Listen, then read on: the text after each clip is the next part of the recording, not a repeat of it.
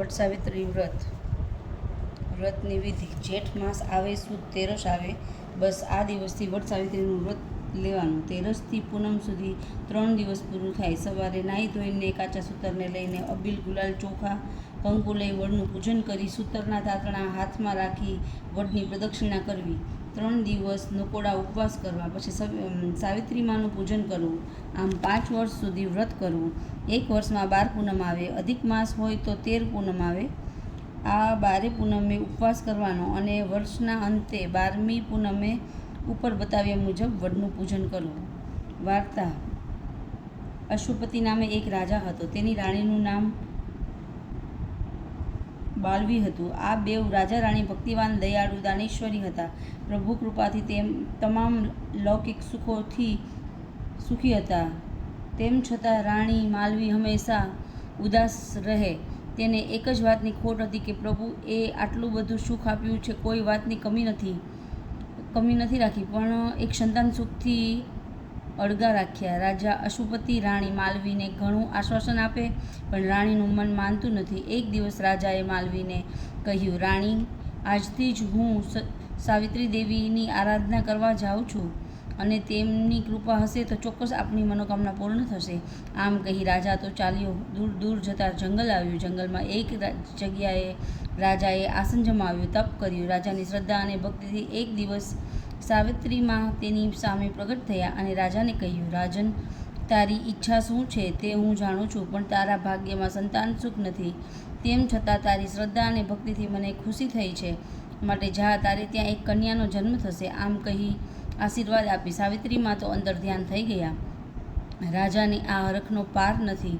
તે તો આનંદ પામતો પોતાના મહેલે આવ્યો. રાણીને બધી વાત કહી. સમયને જતાં કાંઈ વાર લાગે છે. 9 માસ પૂરા થયા છે અને રાણીને ત્યાં એક સુંદર કન્યાનો જન્મ થયો. રાજા અને રાણીએ આ કન્યામાં સાવિત્રીના આશીર્વાદથી મળી હોવાથી તેનું નામ પણ સાવિત્રી રાખ્યું. સાવિત્રી તો દિવસે ન વધે એટલી રાતે વધે અને રાત્રે ન વધે એટલી દિવસે વધે. જોત જોતામાં રાજા તેના લગ્ન માટે વિચાર કરવા લાગ્યા. તેણે એક દિવસ સાવિત્રીને કહ્યું, બેટા, તું ઉંમર લાયક થઈ છે માટે વિચાર કરવા લાગ્યા. તેણે એક દિવસ સાવિત્રીને કહ્યું, બેટા, તું ઉંમર લાયક થઈ ગઈ છે, છતાં આજ સુધી કોઈ રાજ્યમાંથી તારા માટે માગું આવ્યું નથી. તો મારી ઈચ્છા છે કે તું તારે યોગ્ય વર શોધી લગ્ન કર. પિતાજીની ઈચ્છાને માન આપી સાવિત્રી દેશાટન કરવા નીકળી. પતિની શોધમાં ફરતા ફરતા એક જંગલમાં, જ્યાં રાજા ધ્રુમસેન અને તેની રાણી શેષ્યા, ત્યાં પુત્ર સત્યવાન રહેતા હતા, ત્યાં આવી પહોંચી. ધ્રુમસેન આંખે અંધ હતો. સાવિત્રીએ જ્યારે સત્યવાનને જોયો ત્યારે તેના મનમાં સંતોષ થયો કે બસ આ જ મારો જીવનસાથી. પ્રધાનને વાત કરી. પ્રધાને રાજા ધ્રુમસેનને વાત કરી. સાવિત્રીએ સત્યવાનને સમજાવ્યો અને મનથી સત્યવાનને પોતાના પતિમાની પ્રધાન સાથે ઘરે પાછી ફરી. પોતાના પિતાને સર્વે વાતની જાણ કરી, પોતાની ઈચ્છા બતાવી. આ વાતને થોડા દિવસ થઈ ગયા. એક દિવસ રાજા બેઠા હતા, ત્યાં તો નારદજી કરતાલ તંબુરો વગાડતા નારાયણ નારાયણના જાપ જપતા આવ્યા. રાજાએ તેમને પ્રણામ કર્યા. આસન પર બિરાજવાનું કહ્યું. નારદજીએ આસન ઉપર સ્થાન લીધું. એ જ સમયે સાવિત્રી ત્યાં આવી પહોંચી. તેણીએ પણ નારદજીને પ્રણામ કર્યા. નારદજીએ સાવિત્રીને પરણાવવા બાબત રાજાને પૂછ્યું. ત્યારે સાવિત્રીએ જ નમ્ર ભાવે પોતાની વાત કરી. સાવિત્રીની વાત સાંભળી નારદજીએ કહ્યું, રાજન, સાવિત્રીએ પોતાને યોગ્ય વર શોધ્યો છે, પણ દેવર્ષિ બોલતા કેમ અટકી ગયા? કાંઈ છે જરૂર? આપ જો નહીં કહો તો મને મનમાં ઉચાર થશે, માટે સત્ય વાત જણાવો. દેવર્ષિ રાજાએ કહ્યું, તો સાંભળ રાજન, ધ્રુમસેનના પુત્ર સત્યવાનનું આયુષ્ય પણ ઘણું ટૂંકું છે. આજથી 1 વર્ષ બાદ તેનું મૃત્યુ થશે. બસ એટલા માટે જ હું અટક્યો હતો. પરંતુ સાવિત્રીએ નક્કી કર્યા પ્રમાણે તેના લગ્ન સત્યવાન સાથે જ કરજો. ભાવિ પ્રબળ છે. લખ્યા લેખ મિથ્યા થવાના નથી. ભગવાન નારાયણ સૌનું કલ્યાણ કરો. આટલું કહી નારદજી તો નારાયણ નારાયણ કહેતા ચાલ્યા. દેવર્ષિ નારદજીની કહેલી વાત ઉપર વિચાર કરીને રાજાએ સાવિત્રીને સમજાવવાની મહેનત કરી, પણ સાવિત્રી એકની બે ન થઈ. તેથી રાજાએ સાવિત્રીના લગ્ન કર્યા. સાવિત્રી તો પોતાના ફાળે આવતું કામ ઝડપથી પતાવી સત્યવાન સાથે જંગલમાં સાસુ સસરાની આજ્ઞા લઈને જાય છે, જેથી સત્યવાનને કાંઈ પણ થાય તો પોતે સાથે જ હોય આમ એક દિવસ સત્યવાન જંગલમાં લાકડા લેવા જાય છે. સાવિત્રી પણ સાથે જ છે.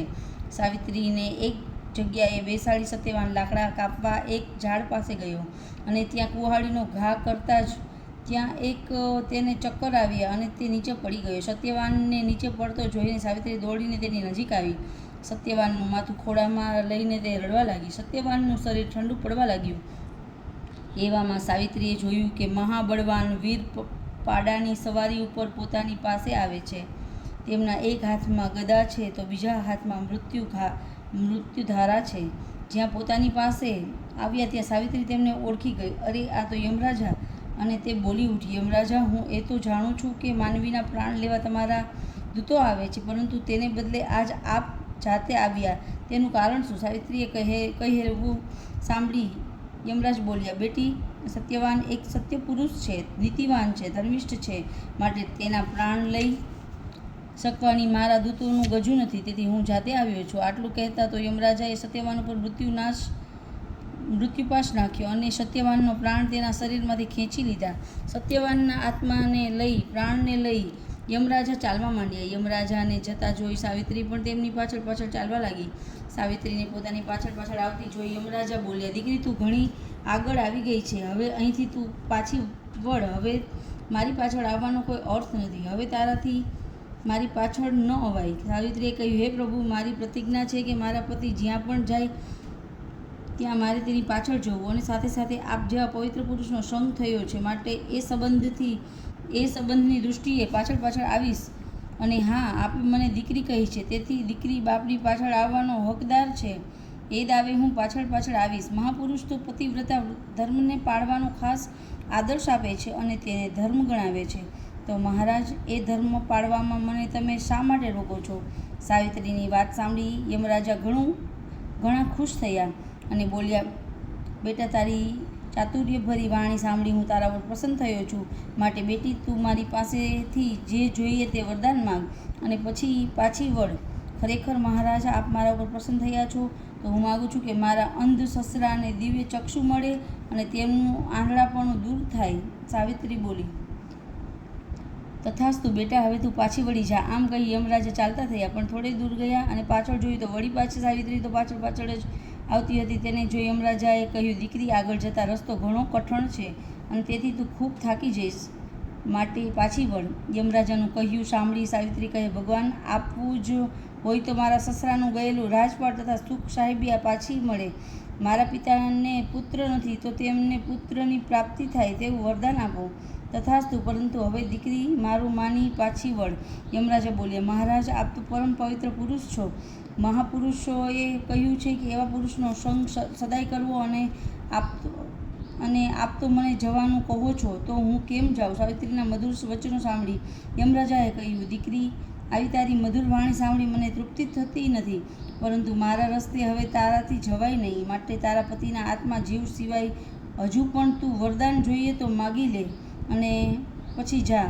આ સાંભળી સાવિત્રી બોલી, હે યમરાજ, આપે તો ખરેખર આપવું જ હોય તો મારે બળવાન એવા 100 પુત્રો પ્રાપ્ત થાય એવું વરદાન આપો. સાવિત્રીને ગમે તેમ કરી પાછી વાળવા માટે ઉતાવળમાં યમરાજા ચૂક્યા અને બોલ્યા, તથાસ્તુ દીકરી, એમ જ થાય અને હવે તું પાછી વળ. સાવિત્રી બોલી, મહારાજ, હવે તો મારાથી પાછું જવાય જ નહીં, કેમ કે આપે મને 100 પુત્ર પ્રાપ્ત થાય એવું વરદાન આપ્યું છે અને તે મારા પતિ વગર અશક્ય છે.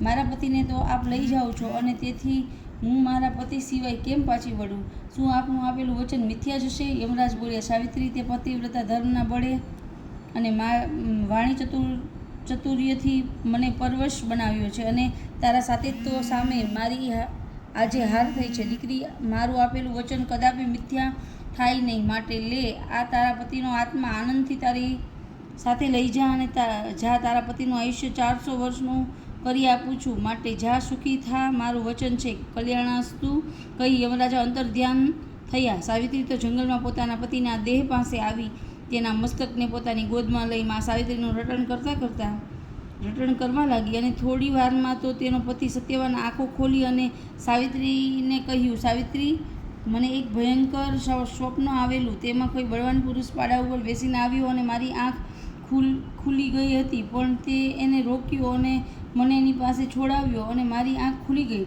સાવિત્રી બોલી, નાથ, એ સ્વપ્ન ન હતું પરંતુ સત્ય હતું. અને સાવિત્રીએ બનેલી વાત કહી.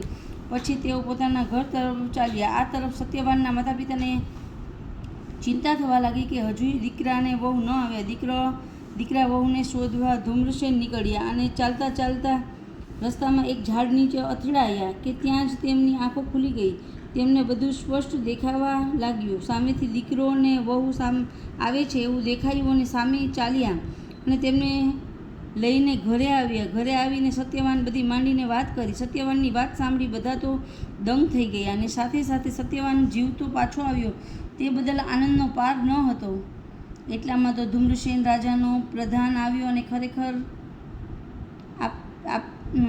આપી કે મહારાજ, કે રાજા સામે આપણી હાર થઈ હતી અને આપણું રાજ્ય પડાવી લીધું હતું. તે રાજાનું બીજી લડાઈમાં મૃત્યુ થયું છે અને આપણે આપણું રાજ્ય પાછું મેળવ્યું છે. માટે આપને હું લેવા આવ્યો છું.